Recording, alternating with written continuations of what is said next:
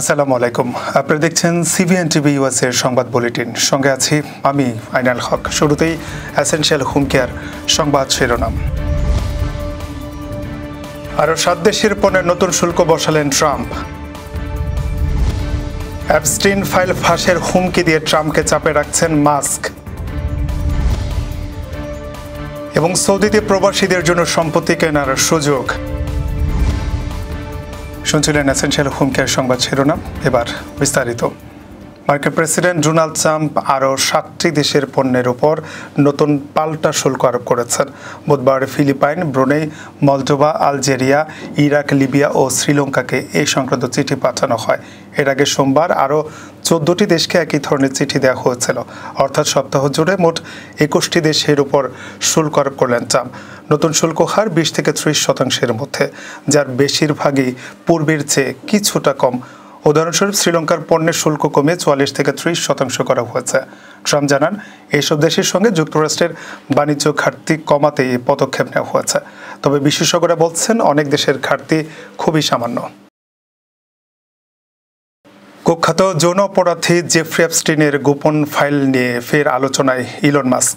যুক্তরাষ্ট্রের president Donald ট্রাম্পের বিরুদ্ধে ফাইল প্রকাশের হুমকি দিয়েছেন তিনি। সম্প্রতি মাস্ক বলেছেন, তার নতুন রাজনৈতিক দল আমেরিকা পার্টির প্রধান লক্ষ্যই হবে অ্যাপস্টিন ফাইল ফাঁস করা। সামাজিক যোগাযোগ মাধ্যমে দেওয়া পোস্টে তিনি প্রশ্ন তোলেন, ট্রাম্প কেন এখনও অ্যাপস্টিনের নথি প্রকাশ করছেন না। এর আগেও মাস্ক দাবি করেছিলেন ওই ফাইলে ট্রাম্পের নাম রয়েছে, যদিও পরে তিনি পোস্টটি মুছে দেন। অ্যাপস্টিনের বিরুদ্ধে শিশু যৌন পাচার, ব্ল্যাকমেইল সহ নানা অভিযোগ রয়েছে। তার সঙ্গে যুক্ত ছিলেন বিশ্বের বহু প্রভাবশালী ব্যক্তি। যুক্তরাষ্ট্রের বিচার বিভাগ জানায়, ফাইলে কোনো ক্লায়েন্ট লিস্ট নেই। তবে মাস্ক তাদের এই বক্তব্যকে ব্যঙ্গ করে আবারও ফাইল প্রকাশের দাবি তুলেছেন। ট্রাম্পের এই বিষয়ে এখনও প্রকাশ্যে কোনো মন্তব্য করেনি, তবে বিষয়টি ঘিরে মার্কিনের রাজনীতিতে উত্তেজনা বাড়ছে। সৌদি আরবে বসবাসরত প্রবাসীদের জন্য নতুন সুযোগ সৃষ্টি হয়েছে।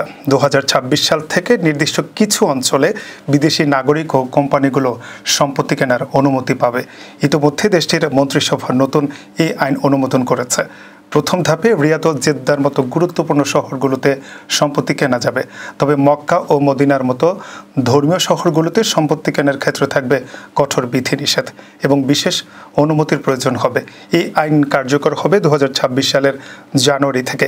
এর আগে ইস্তিতা নামের একটি ডিজিটাল প্ল্যাটফর্মের মাধ্যমে সম্পত্তি সংক্রান্ত নিয়ম, জনমত এবং অনুমোদিত এলাকার তালিকা প্রকাশ করা হবে। এবার কর্ণফুলী ইনকাম ট্যাক্স সংবাদ শিরোনাম। নিউ ইয়র্কে পবিত্র আশুরা উপলক্ষে আলোচনা ও মিলাদ মাহফিল।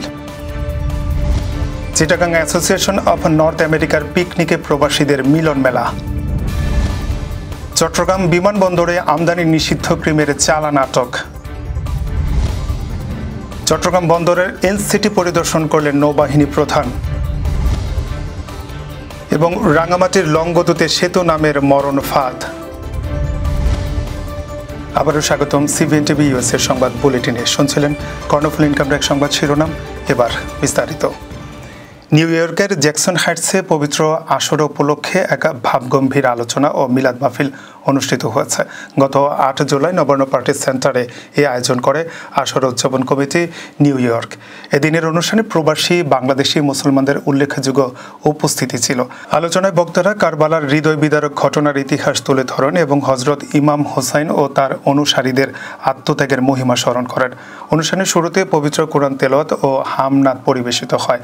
পরে অনুষ্ঠিত হয় মিলাদ মাহফিল ও বিশেষ মোনাজাত, যেখানে সমগ্র মুসলিম উম্মার শান্তি, প্রবাসী সকলের কল্যাণ এবং কারবালার শহীদদের আত্মার মাগফিরাত কামনা করা হয়। যুক্তরাষ্ট্রের স্বাধীনতা দিবসের ছুটিকে কেন্দ্র করে নিউ ইয়র্কের লং আইল্যান্ডের বেলমন্ট লেক স্টেট পার্কে অনুষ্ঠিত হলো চিটাগাং অ্যাসোসিয়েশন অফ নর্থ আমেরিকার বাৎসরিক পিকনিক। রোববারের রৌদ্রোজ্জ্বল সকালে দেশজ সংস্কৃতি আর মিলন মেলায় জমজমাট হয়ে ওঠে ম্যাপল প্যাভিলিয়ন।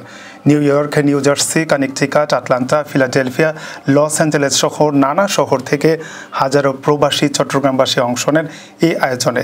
বেলুন উড়িয়ে পিকনিকের উদ্বোধন করেন রাজনীতিবিদ ও দানবীর আব্দুল কাদের মিয়া। দিনব্যাপী আয়োজনে ছিল নাস্তা, নামাজ, দুপুরের খাবার, খেলাধুলা, সাংস্কৃতিক পরিবেশনা এবং রাফেল ড্র। ক্রীড়া প্রতিযোগিতায় ছিল দৌড়, অঙ্কের খেলা, দড়ি টানাটানি, হাড়ি ভাঙা প্রভৃতি। গানে মেতে ওঠেন বাপ্পি সোম, হাসান মাহমুদ, নাসির ও শিমুল খান। রাফেল ড্রতে এক ভরি সোনার চেন, ঢাকা নিউ ইয়র্কের টিকিট, 65 ইঞ্চি টিভি ও ল্যাপটপ সহ আকর্ষণীয় উপহার দেওয়া হয়। আয়োজনে উপস্থিত ছিলেন সংগঠনের প্রতিষ্ঠাতা সভাপতি আব্দুর রহিম, সাধারণ সম্পাদক জুবাইর মানিক, ট্রাস্টি বোর্ডের সাবেক চেয়ারম্যান মোহাম্মদ হানিফ, নির্বাচন কমিশনার শাহাবুদ্দিন সাগর সহ বহু সংগঠক ও অতিথি। চট্টগ্রাম শাহ আমানত আন্তর্জাতিক বিমানবন্দরে আবুধাবি থেকে আসা 3 যাত্রীর ব্যাগেজ থেকে আমদানি নিষিদ্ধ ক্রিম, সিগারেট, মোবাইল ফোন ও ল্যাপটপ উদ্ধার করা হয়েছে। এসব পণ্যের দাম প্রায় 15 লক্ষ টাকা।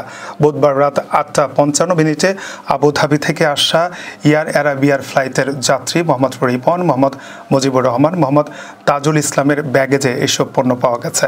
বিমানবন্দরের কর্মকর্তারা জানায়, ইমিগ্রেশন শেষে 3 যাত্রী গ্রিন চ্যানেল পার হওয়ার সময় তাদের ব্যাগেজ তল্লাশি করে 2500 পিস আমদানি নিষিদ্ধ ক্রিম উদ্ধার করা হয়।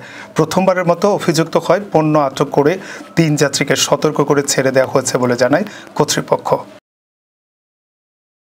চট্টগ্রাম বন্দরের নিউ মোরিং কন্টেইনার টার্মিনালের কার্যক্রম সরজমিনে পরিদর্শন করেছেন বাংলাদেশের নৌবাহিনী প্রধান অ্যাডমিরাল এম নাজমুল হাসান।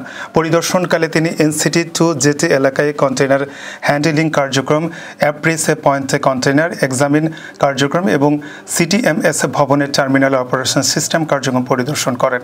এছাড়াও তিনি এনসিটিতে কর্মরত চট্টগ্রাম ড্রাইকেট ডক লিমিটেডের কর্মকর্তা ও সদস্যদের এবং বন্দরের কার্যক্রমের সাথে সংশ্লিষ্ট সকলকে বন্দরের কার্যক্রম পরিচালনার প্রয়োজনীয় দিক নির্দেশনা প্রদান করেন। চট্টগ্রাম বন্দর কর্তৃপক্ষের চেয়ারম্যান ছাড়াও এ সময় অন্যান্য সামরিক ও অসামরিক ঊর্ধ্বতন কর্মকর্তাবৃন্দ উপস্থিত ছিলেন। পাহাড়ি জেলার রাঙ্গামাটির লংগদুতে জরাজীর্ণ গাউসপুর সেতু দিয়ে চলছে ঝুঁকিপূর্ণ পারাপার। 3 ইউনিয়নের মানুষের দুর্ভোগ চরমে। স্থানীয়দের সংখ্যা, ভাঙাচোরা কাঠামো ভেঙে যে কোনো সময় ঘটতে পারে দুর্ঘটনা। এলজিইডির আশ্বাস, চলতি বছরের মধ্যেই নতুন সেতুর নির্মাণ কাজ শুরু হবে। বিস্তারিত থাকছে সাকিব আল মামুনের প্রতিবেদনে। কাঁচালং নদীর পূর্ব পারেই গাউসপুর সেতুটি। লংগদু সদরের সাথে বগাচতর, গুলশাখালী ও ভাসান্নদম এই 3 ইউনিয়নের অর্ধ লক্ষ মানুষের যাতায়াতের একমাত্র পথ। 90 দশকের নির্মিত সেতুটি গত 8 বছর ধরে জরাজীর্ণ। রেলিং ও পিলার ভেঙে পড়ায় প্রতিদিন ঝুঁকি নিয়ে চলছে পারাপার। সেতুর পিলারের নিচে মাটি সরে যাওয়ায় যে কোনো সময় ধসে দুর্ঘটনার শঙ্কায় রয়েছেন স্থানীয়রা। ব্রিজটা পারাপার করতে আমার অনেক ভয় লাগে, যে মনে হয় যে অনেক সময় ভেঙে যাবে ব্রিজটা, নিচের পিলার ড্যামেজ হয়ে গেছে, যে এরকম ভয় নিয়ে এই রুট দিয়ে চলাচল করতেছি। অনেক তাড়াতাড়ি এই ব্রিজটা আমাদের দরকার। স্থানীয়রা বলছেন, প্রতিদিন এই সেতু দিয়ে গাড়ি ও পথচারী যাতায়াতের সময় দুর্ঘটনার শিকার হয়। সেতুর এমন নাজুক অবস্থায় পাহাড়ের উৎপাদিত কাঁচামাল ও পণ্য রপ্তানিতে ব্যাঘাত ঘটছে, ফলে ক্ষতিগ্রস্ত হচ্ছে চাষিরা। ব্রিজটা চলা মানুষের যাতায়াতে ঝুঁকিপূর্ণ, কোন সময় কি দুর্ঘটনা হয় বলা মুশকিল।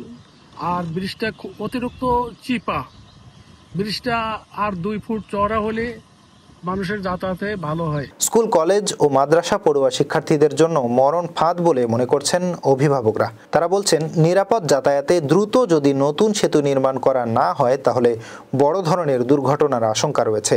সরকারের কাছে নতুন সেতুর দাবি তাদের। এই ব্রিজটা খুবই তাড়াতাড়ি সংস্কার দরকার, আর না হয় দেখা যায় হঠাৎ করে ব্রিজটা ভাঙা পড়তে পারে। অলরেডি অনেক বাইক অ্যাক্সিডেন্ট হয়েছে রেগুলারলি। এই যে এই ব্রিজটা দিয়ে প্রায় 4টা ইউনিয়নের মানুষ যাতায়াত করে। রাঙ্গামাটি জেলার নির্বাহী প্রকৌশলী আহমেদ শফি বলেন, ট্রোপোগ্রাফি ও সয়েল টেস্ট করে সদর দপ্তরে প্রতিবেদন পাঠিয়েছি। আমরা ডিজাইনও পেয়েছি। বছরের মধ্যে নতুন সেতু নির্মাণ করা হবে বলে তার আশ্বাস। ব্রিজটা আসলে অত্যন্ত ঝুঁকিপূর্ণ, আর অনেকগুলো পিয়ার ভেঙে গেছে, যে কোনো সময় গাড়ি চলাচলে ভেঙে পড়ে এটা জানমালের ক্ষতি হতে পারে। তো এটা আমাদের ট্রপোগ্রাফিক সার্ভে এবং সয়েল টেস্ট কমপ্লিট করে আমরা সদর দপ্তরে পাঠিয়েছি আমাদের ডিজাইন ইউনিটে। আমরা আজকে ডিজাইনটা পেয়েছি। এই ডিজাইনটা এখন বেটিং করে আমরা আবার পাঠালে চূড়ান্ত ড্রয়িংটা পেয়ে যাব। সেক্ষেত্রে আমরা প্রাক্কলন করে অনুমোদন নিয়ে টেন্ডার করে সবকিছু মিলে 2-3 মাস সময়ের মধ্যে আমরা বাস্তবায়নে চলে যেতে পারবো ইনশাল্লাহ। দর্শক, এই ছিল সিভেন টিভিএসের সংবাদ বুলেটিনে। শেষ করছি, পরবর্তী বুলেটিন দেখার আমন্ত্রণ জানিয়ে এতক্ষণ সাথে থাকার জন্য ধন্যবাদ সবাইকে।